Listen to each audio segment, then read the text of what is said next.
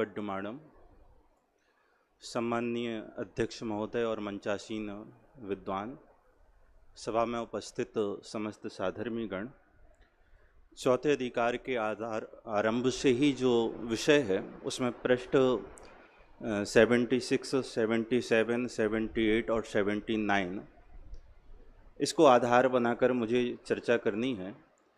प्रयोजनभूत और अप्रयोजनभूत तत्वों के निर्णय का आधार क्या है, ये चर्चा में पहुंचूं वहाँ तक उसके पहले इन 4 पृष्ठों में टोडामल जी साहब ने जो कुछ बात कही हैं उनका संक्षेप में आपके सामने प्रस्तुत कर रहा हूँ। अभी तक जो दूसरा और तीसरा अधिकार हुआ वहाँ पंडित साहब ने बात सिद्ध की है कि जीव दुखी है और दुख इस प्रकार का होता है। ये 2 बातें अभी तक चली हैं कि जीव दुखी है और दुख इस प्रकार का होता है। यहाँ चौथे अधिकार में टोडामल जी साहब ये कह रहे हैं कि दुख का कारण क्या है, और वही उदाहरण कि यदि कोई वैद्य रोगी को रोग का कारण बताए और वो कुपथ्य का सेवन ना करे तो रोग से मुक्त हो सकता है। ऐसे ही जीव संसार में दुखी है और यदि कोई उसको दुख का कारण बतलाए तो वह उनका सेवन ना करे और दुख से मुक्त हो सकता है। ये भूमिका बनाने के बाद वो ये कहते हैं कि इस जीव के अनादिकाल से कर्मों का बंधन है और दर्शन मोह के उदय से हुआ जो अतत्व श्रद्धान उसका नाम मिथ्या दर्शन है। 1-2 पैराग्राफ में वो इस बात की भी चर्चा करते हैं कि दर्शन का अर्थ क्या होता है। दर्शन शब्द का प्रयोग दर्शनोपयोग के रूप में होता है, दर्शन शब्द का अर्थ जानने के रूप में भी होता है, दर्शन शब्द का अर्थ दर्शन करने के अर्थ में, देखने के अर्थ में भी होता है। वो कहते हैं कि जहाँ बंध मोक्ष का प्रकरण हो वहाँ दर्शन शब्द का अर्थ सामान्य से श्रद्धा लेना।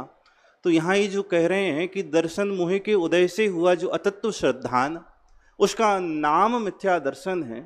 उसका वो अंतिम में निष्कर्ष भी दे देते हैं, जो वस्तु जैसी है उसको वैसा ना मानकर अन्यथा मानना, जैसा वस्तु का स्वरूप है वैसा ना मानकर अन्यथा कुछ और मान लेना, उसका नाम मिथ्या दर्शन है। ये सब चर्चाएं करने के बाद एक बड़ा सुंदर जो प्रश्न यहाँ पर उठता है और वो ही ये जो आगे चर्चा आने वाली है कि प्रयोजनभूत और अप्रयोजनभूत तत्व क्या हैं। ये चर्चा आपको पूरे आगम परंपरा में इतनी व्यवस्थित नहीं मिलेगी। मिल सकती है किसी रूप में, आप भूतार्थ के रूप में उसको समय सार में पढ़ सकते, लेकिन जैसी व्यवस्थित चर्चा यहाँ टोडामल जी साहब ने की है वो शायद आपको पढ़ने को सुनने को नहीं मिलेगी। और उसके जो बीज हैं वो इस प्रश्न और इस प्रश्न के उत्तर से आरंभ होते हैं। वो ये प्रश्न रख रहे हैं कि जानने पूर्वक ही तो श्रद्धा होगी, बिना ज्ञान के श्रद्धा कैसी। वहीं आचार्य अमृतचंद्र देव ने लिखा है कि जाने बिना की श्रद्धा तो गधे के सींग के समान है, और आप कह रहे हो कि मिथ्या दर्शन मतलब वस्तु स्वरूप को नहीं जानना। यह जीव सम्यक दृष्टि तब होगा कि जब जाके वो केवल ज्ञानी हो जाएगा, क्योंकि सर्व पदार्थों का जानना तो जब केवल ज्ञान होगा तब इस जीव के होगा, और जब तक सब पदार्थों का जानना ही नहीं होगा तो श्रद्धान कैसे होगा। प्रश्न आप समझ पाए होंगे क्या, कि जब तक सब पदार्थों का जानना नहीं और जानना नहीं तो फिर श्रद्धान कैसा, और श्रद्धा के बिना सम्यक दर्शन कैसा। इसके उत्तर में पंडित साहब ने जो पैराग्राफ लिखा है, मैं उस पैराग्राफ को जैसा लिखा है वैसा पढ़ रहा हूं, और इतना सरल है वो कि आपको पढ़ते ही समझ में आ जाएगा। यदि कुछ रह गया तो फिर मैं उसको खोलने का प्रयास करूंगा। ये आपके सामने लिखा होगा 77 नंबर पृष्ठ का ये पहले सेकंड पैराग्राफ है, प्रश्न के जस्ट नीचे देखो क्या लिखते हैं। प्रश्न भी पहले मैं एक बार पढ़ रहा हूं। केवल ज्ञान के बिना सर्व पदार्थ यथार्थ भाषित नहीं होते, और यथार्थ भाषित हुए बिना यथार्थ श्रद्धान नहीं होता, तो फिर मिथ्या दर्शन का त्याग कैसे बने। समाधान, पदार्थों का जानना ना जानना अन्यथा जानना तो ज्ञानावरण के अनुसार है, तथा जो प्रतीति होती है सो जानने पर ही होती है, बिना जाने प्रतीति कैसे आए, यह तो सत्य है। जो प्रश्न कहा है हम उसको स्वीकार करते हैं। अब सुनो दूसरी बात, परंतु जैसे कोई पुरुष है वह जिनसे प्रयोजन नहीं है उन्हें अन्यथा जाने या यथार्थ जाने, तथा जैसा जानता है वैसा ही माने, तो उससे उसका कुछ भी बिगाड़ सुधार नहीं है, उससे वह पागल या चतुर नाम नहीं पाता। तथा जिनसे प्रयोजन पाया जाता है उन्हें यदि अन्यथा जाने और वैसा ही माने तो बिगाड़ होता है, इसलिए उसे पागल कहते हैं। तथा उनको यदि यथार्थ जाने और वैसा ही माने तो सुधार होता है, इसलिए उसे चतुर कहते हैं। इतना पढ़ के भी मेरा काम हो सकता है।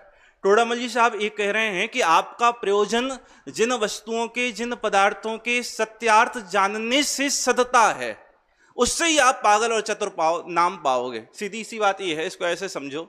आप डॉक्टर साहब के पास जाओ और उनसे ये पूछो कि भारत की वित्त व्यवस्था कैसे चलेगी। आप उनसे पूछो कि आखिर में वीतरागी तत्वज्ञान क्या होता है। किसी डॉक्टर एमबीबीएस से ये पूछो, कोई हार्ट का स्पेशलिस्ट डॉक्टर हो, उससे ये पूछो कि भाई साहब ये बताओ ये 7 तत्व कौन से होते हैं, 9 पदार्थ कौन से होते हैं, हमारे अकाउंट्स कैसे सेट करना, जीएसटी क्या होती है, वो जाके क्या बताएगा। और आप उससे ये कहो कि आप तो बड़े पागल आदमी हो, बड़े मूर्ख आदमी हो। तो टोडामल जी साहब कहते हैं वो उससे पागल या मूर्ख नहीं कहलाता। पागल मूर्ख तो तब कहलाएगा कि जब उसको ये नहीं पता हो कि इस बीमारी का ये इलाज होता है, इस बीमारी के इलाज में ये दवा लगती है। यदि उसको ये ना पता हो तो पागल और चतुर नाम पाता है। ऐसे ही मोक्ष मार्ग का प्रयोजन और इस जीव के सुखी होने का प्रयोजन जिन पदार्थों को जानने से सदता है, यदि उन्हें जाने, उनका श्रद्धान करे तो ठीक है। यदि उनको विपरीत जाने तो यह जीव मिथ्या दृष्टि है, इसका कुछ बिगाड़ होता है। यहां टोडामल जी साहब ये कह रहे हैं कि सर्व पदार्थों का जानना अनिवार्य नहीं है। जिन पदार्थों से हमारे प्रयोजन की सिद्धि होती है उनको जानने से ही हमारे श्रद्धान हो सकता है। फिर आगे जाकर जो बात वो कह रहे हैं इन पैराग्राफ में, इन 2 पेजों में उन्हें जो सिद्ध करना है वो ये बात है कि ज्ञानावरण ही के अनुसार इस जीव का केवल इतना ही बिगाड़ सुधार होता है कि वह प्रयोजनभूत और अप्रयोजनभूत पदार्थों को जानता है, नहीं जानता है, विपरीत जानता है। ज्ञान की हीनाधिकता, बस इतना ही बिगाड़ सुधार है, इससे ज्यादा बिगाड़ सुधार इसके नहीं होता। लेकिन प्रयोजनभूत पदार्थों के, पॉइंट नोट करना, प्रयोजनभूत पदार्थों के यथार्थ श्रद्धान बिना इस जीव के कुछ और भी बिगाड़ सुधार होता है। तब जाके एक प्रश्न उन्होंने ये खड़ा किया कि जानने अनुसार ही तो श्रद्धा होती है ना, तो क्या दर्शन मोह नाम का भी कुछ स्पेशल काम है कि दर्शन मोह होगा तो विपरीत श्रद्धा होगी? भाई ज्ञानावरण के अनुसार जान लिया तो मान लिया, तो फिर जानने अनुसार ही तो मानना हुआ। ये दर्शन मोह की विशेष विवक्षाएं और विशेष बात कहां से आती है? तब एक जो समझ लो मास्टर स्ट्रोक यहाँ पंडित साहब ने लिखा, वो ये कहते हैं कि सर्वसंगी पंचेंद्रियों को इतना जानना तो है कि वह प्रयोजनभूत पदार्थों को जान ले। इतना जानना तो सबके है, ऐसा कोई नहीं है संगी पंचेंद्रिय कि जिसके इतना जानना ना हो। और इसके बावजूद भी कि बहुत ज्ञान हो, 11 अंग 9 पूर्व तक का ज्ञान हो, कोई देवादिक अवधि ज्ञान से संयुक्त हो तो भी वह मिथ्या दृष्टि हो सकते हैं। और कोई त्रियंच हो जिसके बिल्कुल अल्प ज्ञान हो और वह सम्यक श्रद्धान पूर्वक सम्यक दृष्टि और मोक्ष मार्ग को प्रशस्त करने वाला हो सकता है। कहने का मतलब यह है कि श्रद्धा संबंधी दोष उसका निमित्त कोई दर्शन मोह कर्म है, वह ज्ञान के अनुसार नहीं होता। तब जाके यह प्रकरण आरंभ हुआ कि फिर ऐसा प्रयोजन क्या है और प्रयोजनभूत तत्व क्या है। इसमें भी पंडित साहब ने बिल्कुल स्पष्ट सीधा सरल उत्तर ये दे दिया। नहीं तो आप यदि संसार में खोजने जाओ ना प्रयोजन क्या है, तो आपको अनेक प्रकार के प्रयोजन मिल जाएंगे। किसी का प्रयोजन संगीत सीखना हो सकता है, किसी का प्रयोजन भोजन करना हो सकता है, किसी का प्रयोजन सोना हो सकता है, किसी का प्रयोजन सोना कमाना हो सकता है, किसी का प्रयोजन शिक्षा ग्रहण करना हो सकता है, किसी का प्रयोजन नेतृत्व करना हो सकता है। जब इतने प्रयोजन हैं तो इन प्रयोजन का सिद्ध करने के लिए प्रयोजनभूत तत्व भी बहुत सारे होंगे। बोले नहीं, इस सारे के सारे प्रयोजन में मूल में तो यह है कि दुख से बचें और सुख की प्राप्ति हो। कहने का मतलब सर्व संसारी जीवों का एकमात्र प्रयोजन क्या है कि दुख का अभाव होना और सुख की प्राप्ति होना, यही एकमात्र प्रयोजन है। दुख का अभाव हो, सुख की प्राप्ति हो, एक ही बात है, इसमें कोई अंतर नहीं है। मतलब जिनको जानने से हमारे सुख की प्राप्ति रूप प्रयोजन की सिद्धि होती है वो ही हमारे प्रयोजनभूत तत्व हैं, उनके अलावा कुछ और नहीं है। यहां ये कह रहे हैं पंडित साहब, वो केवल 7 हैं। मेरे प्रयोजन की सिद्धि जिन पदार्थों के ज्ञान और श्रद्धान से होती है वह सिर्फ कितने हैं? 7 हैं। ना 7 से एक ज्यादा है, ना 7 से एक कम है, और 7 को जानना अनिवार्य भी है। मैं ये भी कह सकते हैं कि एक को जान लो, लेकिन एक के श्रद्धान ज्ञान में 7 का जानना और श्रद्धान करना अनिवार्य है। एक के ज्ञान और श्रद्धान की कमी नहीं चलेगी। ये वो वहां सिद्ध करते हैं एक एक करके कि स्वपर को जानना क्यों आवश्यक है, आश्रव बंध को जानना क्यों आवश्यक है, संबंध निजरा मोक्ष को जानना क्यों आवश्यक है। मेरा कल्याण होना है तो केवल मैं अपने आप को जान लूं तो काम नहीं होगा क्या? ठीक है, ज्यादा से ज्यादा मैं अपने को और पर को जान लूं तो क्या काम नहीं होगा क्या? बोले नहीं, आपको अपने को भी जानना पड़ेगा, पर को भी जानना पड़ेगा। आप दुखी हो इस बात का निर्णय भी करना पड़ेगा, और दुख का अभाव ऐसे होता है वो भी जानना पड़ेगा, और परम सुख हो सकता है ये भी जानना पड़ेगा। इसमें 7 तत्व आ गए। स्वय और पर में 2 तत्व आ गए। दुख है ये कहने में आश्रव बंध तत्व आ गए, और सुख के मार्ग में और सुख की प्राप्ति में 3 तत्व आ गए, और पूरी की पूरी मोक्ष मार्ग की दिशा और मोक्ष मार्ग की दशा इन 7 तत्वों के ज्ञान श्रद्धान पूर्वक ही होकर गुजरती है। क्रमशः वो सिद्ध करते हैं कि सपर को जानना क्यों आवश्यक है। उसके संदर्भ में 3 तर्क पंडित साहब ने दिए हैं। पहला तर्क वो ये दे रहे हैं कि आपा पर को जानना इसलिए आवश्यक है, भाई कल्याण किसका करना ये तो पता हो, अपने को जाने बिना कल्याण किसका करे, पहला तर्क। दूसरा तर्क वो ये दे रहे हैं कि जब तक आपा और पर को नहीं जानेगा तो अपने उपचार के अर्थ, अपना दुख दूर करने के अर्थ ये पर का ही उपचार करेगा। 2 बातें, मेरा कल्याण करना है तो मुझे मेरा तो पता हो कि मुझे मेरा कल्याण करना हो, और मुझे ये तो पता हो कि मैं ये हूं और ये नहीं हूं। मैं अपना दुख दूर करने के अर्थ यदि इसमें ही लगा रहा हूं तो इसका दुख दूर होगा तो मेरा क्या हो जाएगा? भाई मुझे आत्मा का कल्याण करना है और शरीर और आत्मा का नहीं पता, और शरीर का इलाज करता रहूं तो क्या आत्मा सुखी हो जाएगा? बोले नहीं, आपा पर का भेद विज्ञान इसलिए भी आवश्यक है कि अपना दुख दूर करने के अर्थ यदि पर का उपचार करेगा तो भी कल्याण होने वाला नहीं है। और तीसरा वो ये लिखते हैं कि स्वपर के एकत्व में इस जीव के अहंकार और ममकार पलता है, इसलिए स्वयं का जानना भी आवश्यक है और पर का जानना भी आवश्यक है। स्वयं के जानने में पर का जानना है, जो स्वयं को जाने और पर को ना जाने ऐसा संभव ही नहीं है। आप कहो संतरे को जानते हैं लेकिन हम आम को नहीं जानते। भाई आपको यदि संतरे का पता है तो निश्चित तौर पर आपको ये भी पता है कि ये संतरा नहीं है, नहीं तो संतरा खाने के अर्थ किसी और को भी खा सकते हो। ऐसे जीव का कल्याण करने के अर्थ किसी और का कल्याण भी कर सकते हो। पंडित साहब कहते हैं दोनों का जानना आवश्यक है। फिर बोलते हैं कि कर्मों से बंधा हुआ है ना जीव, तो कर्म बंध का कारण कौन है? क्यों? बोले मिथ्यात्वादी आश्रव है। और मिथ्यात्वादी आश्रव का अर्थ या मिथ्या दर्शन ज्ञान और आचरण नहीं है।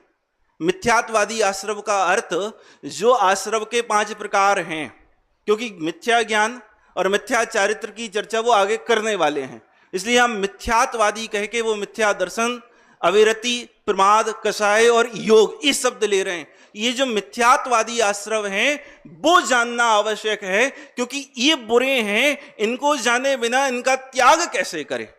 और बंध वो दुख रूप है, बंध को जाने बिना बंध का भाव क्यों करे?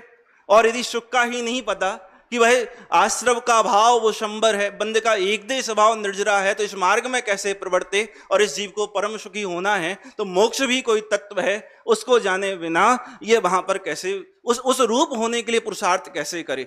एक तत्व को जाने बिना भी इस जीव का श्रद्धान नहीं होगा। आप अध्यात्म के बहुत सारे उदाहरण पेश कर सकते हो, लेकिन वहां भी कहीं ना कहीं एक तत्व की श्रद्धा में नव के नव तत्व की श्रद्धा, एक तत्व के ज्ञान में नव के नव तत्वों का जानना अनिवार्य रूप से कहीं ना कहीं किसी ना किसी रूप से समाहित हो सकता है। इतनी बात कहने के बाद टोडरमल जी साहब ये कहते हैं कि जान लिया सो काम नहीं होगा। आपने 7 को जान लिया और काम हो जाएगा? बोले नहीं होगा। शास्त्र ज्ञान से ऐसा तो आपने बहुत कुछ जान लिया और जानकर काम हो जाएगा? बोले ऐसा नहीं, ऐसा जानकर श्रद्धान करना पड़ेगा। तब जाके एक बड़ा सुंदर प्रश्न पूछते हैं, और समझ लो ये भी एक टोडामल जी साहब का बड़ा गजब का समझ लो चिंतन है। वो ये कह रहे हैं आपने 7 तत्व कह दिया, अब रह क्या गया? ऐसा अप्रयोजनभूत क्या रहेगा? ये बड़ा इंपॉर्टेंट प्रश्न है। जीव अजीब कहे ना, तो मैं जीव और मुझे छोड़कर शेष सब अजीब। अब कौन सा तत्व रह गया? वहां वो ये कह रहे हैं कि जिन जीवाजीव के विशेष जानने से, विशेष श्रद्धान करने से स्वपर का यथार्थ निर्णय हो, रागादिक दूर हो और इस जीव के सुख की प्राप्ति हो, वो ही जीवाजीव तत्व में समाहित करना से सब, वो सब क्या हैं कि अजीब हैं। और नीचे जाके उसका विश्लेषण किया कि जीव अजीब में भी क्या लेना, कि ज्ञान स्वभावी चेतन वो जीव और से सब नहीं लिखा है। अजीब में वो ये कह रहे हैं जड़ आदि अजीब लेना, घटपट आदि का ज्ञान ये अप्रयोजनभूत है, अजीब भले है। मुझे इस संदर्भ में एक बड़ी इंपॉर्टेंट बात कह के मैं अपना विराम लूंगा। यहां प्रयोजनभूत और प्रयोजनभूत तत्व, भाई साहब प्रयोजनभूत तत्व का अभिप्राय सिर्फ और सिर्फ उन सब तत्वों से है कि जिससे इस जीव का अपनत्व जुड़ता हो, जिस जीव का एकत्व होता हो। आप ये समझ लो कि आप यहां बैठे हो, अमेरिका और पाकिस्तान के राष्ट्रपति हो, वहां की दशाएं दुर्दशाएं हो, वो आपके ना प्रयोजनभूत हो ही नहीं सकती। मेरा तो छोड़ो, आप मेरे लिए अप्रयोजनभूत तत्व, मेरे लिए आप अजीब तत्व नहीं है। हमारे यहाँ एक चर्चा बहुत विस्तार के साथ ही चलती ना कि मैं जीव और मेरे लिए से सब अजीब तत्व, मैं जीव और मेरे लिए से सब अजीब तत्व। भाई साहब यदि ऐसा हो, क्या मेरे लिए यदि आपका आत्मा अजीब तत्व हो, तो टोडामल जी साहब के अनुसार सम्यक दर्शन की प्राप्ति के लिए मुझे आपका जानना अनिवार्य हो जाएगा। दूसरी बात, यदि अजीब तत्व का अर्थ पुद्गल धर्म अधर्म आकाश काल से सभी द्रव्य हों, तो मुझे सम्यक दर्शन की प्राप्ति के लिए इस सारे के सारे पदार्थों का जानना अनिवार्य हो जाएगा।